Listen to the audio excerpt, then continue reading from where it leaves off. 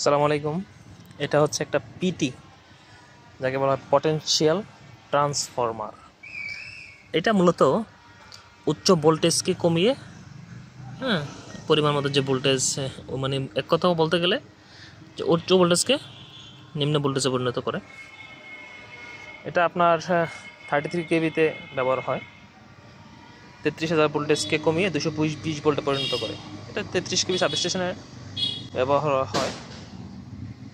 সাবস্টেশনের এই যে এসিআরের প্যানেল বোর্ডে পাওয়ারের জন্য মূলত পিটির সংযোগ দেওয়া হয়। 33 কেভিকে সরাসরি 220 ভোল্টে পরিণত করে। এই পিটির নানান ব্যবহার আছে। 11 কেভিতে পিটি ব্যবহার হয়, 33 কেভি, 66 কেভি, বিভিন্ন পিটি আছে। 132 কেবির জন্য পিটি আছে।